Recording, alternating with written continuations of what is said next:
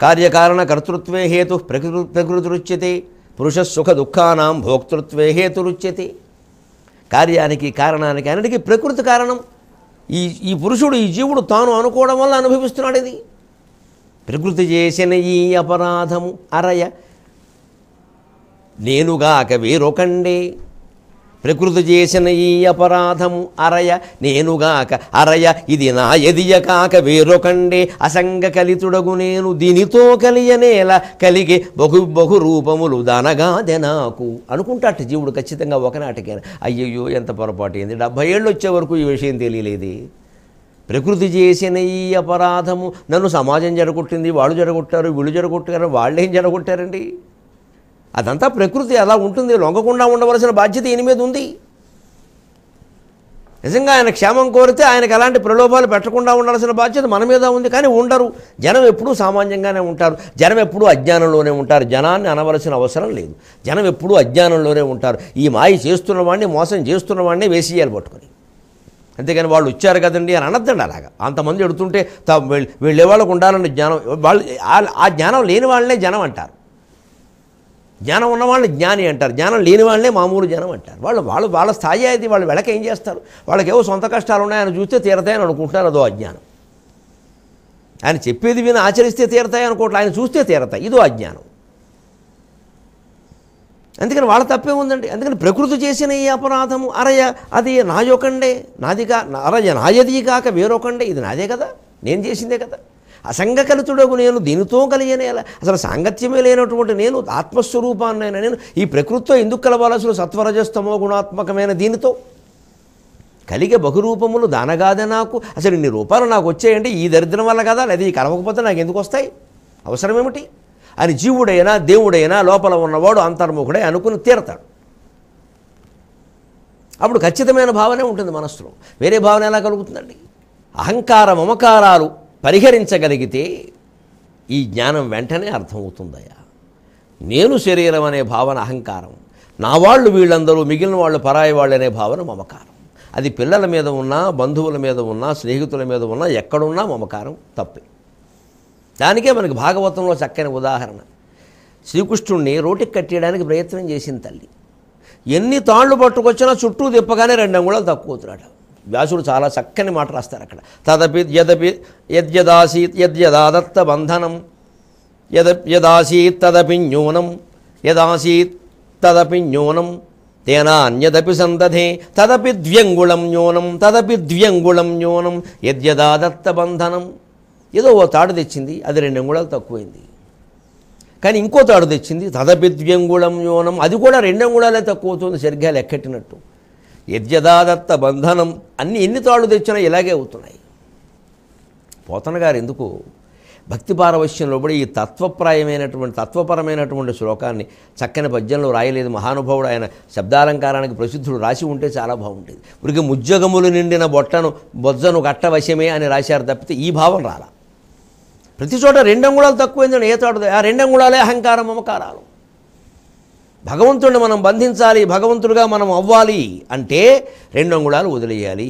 ఆ 2 అంగుళాలు ఎప్పుడూ తక్కువ అవుతూనే ఉంటాయి. అవే నీకు భగవంతుడికి మధ్యలో అడ్డం ఉన్నదా? 2 అహంకారం మమకారం. దాన్నే అస్మిత మమత, దాన్నే శుంభ నిశుంభులు, దాన్నే హిరణ్యాక్ష హిరణ్యకశిపులు, దాన్నే రావణ కుంభకర్ణులు, రావణే శిశుపాల దంతభక్తులు. ఇదంతా మొత్తం రాక్షసులందరూ జంట జంట జంట. కారణం ఈ జంట అహంకార మమకారాలు. అలాగా ప్రకృతితోడు సాంగత్యాన్ని విడిచిపెట్టగలిగితే సగుణత్వ స్థితి నశించి నిర్గుణత్వాన్ని పొందుతావయ్యా హాయిగా. అప్పుడు శివమును పరమ బ్రహ్మము అవికృతయు సనాతనంబునగు పదమును భూధవ ఎరిగించితి నిర్భయుడవుగమ్ము అలవరపుమిది దృఢంబుగనాత్మన్.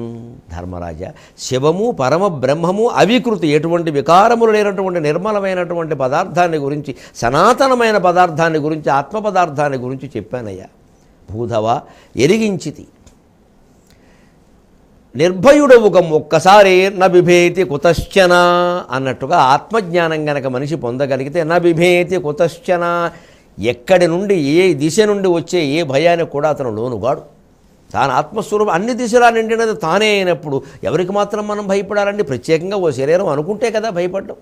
నబిభేతి కుతశ్చన అలవరూపు మీది దృఢంబుగనాత్మన్, దీన్నే దృఢంగా అలవరుచుకోబోయా. ఒక్క మాట గుర్తుపెట్టుకో ధర్మరాజా, నాకు ఈ విద్యని బ్రహ్మదేవుడు వశిష్ఠుడికి చెప్పాడు, వశిష్ఠుడు నారదుడికి చెప్పాడు, నారదుడు నాకు చెప్పాడు, నేను నీకు చెబుతున్నా. కానీ ఇది అఖండ భూమండలం అంతా దానం ఇచ్చే నీకు ఎవరి మీద, నా బంధువుల మీద, శిష్యుల మీద ప్రేమ కలిగితే, కానీ ఈ విద్య ఇవ్వద్దన్నాడు.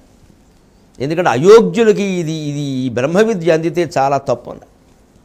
ఎందుకంటే దాన్ని వాళ్ళు అది ఉన్నట్టుగా నటించేస్తారు. ఎందుకంటే పై పదాలు పట్టుకుంటారు. త్రిగుణము, అతీతము, నాణ్యము, ఆద్యము, అమలము, నిర్మలము, ఈ పదాలు పట్టుకుంటారు. ఈ పదాలు పట్టుకుని మాట్లాడుతూ ఉంటారు మైకు ముందు. అటు తిప్పి ఇటు తిప్పి ఇటు తిప్పి అటు తిప్పి. నిజానికి వాళ్ళ మనసులో ఆ భావం లేదు. మనం ఏమనుకుంటాం, అబ్బా అంత చక్కగా అలా చెప్పారేమో, మనకు అర్థం కాలేదని ఒక ఆయన ఎవరో అంటారు. అది మనకు అర్థమవుతుంది ఏమిటి, వారు గొప్పవారు, మనకు అర్థమయ్యేలా చెప్పలేకపోయేటంటే ఆయన వైఫల్యం కూడా కొంత ఉంది అసలు. ఎందుకంటే ఆయనకు అర్థమైతే మనకు అర్థమవుతుంది. ఎప్పుడు ఉపన్యాసం చెప్పేవాడికి విషయం అర్థమైతే మనకు కూడా అర్థమవుతుంది. మనకు అర్థం కావట్లేదు అంటే అర్థం చేయించే విధానంలో లోపం ఉంది. విధానంలో లోపం ఎందుకు ఉంది, అది ఆయనకు కూడా అర్థం కాలేదేమో. కొంతమంది వక్తల విషయంలో ఇది కూడా ఆలోచించాల్సింది. వాళ్ళకి అర్థం కాక జనాన్ని తెగమగ పెట్టేస్తారు.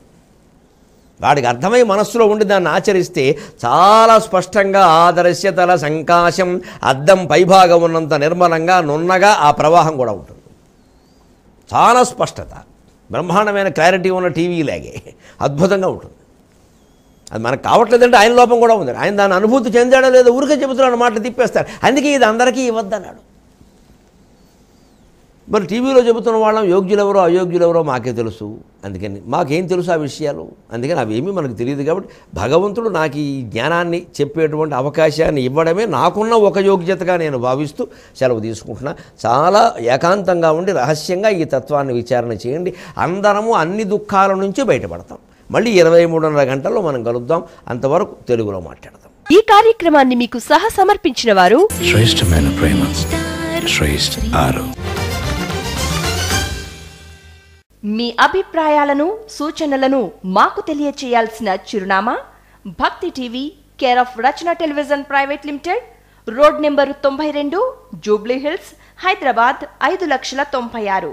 మా ఇమెయిల్ ఐడి bhaktihyd@gmail.com. మా వెబ్సైట్ www.bhaktitv.in. Phone number 9010222333.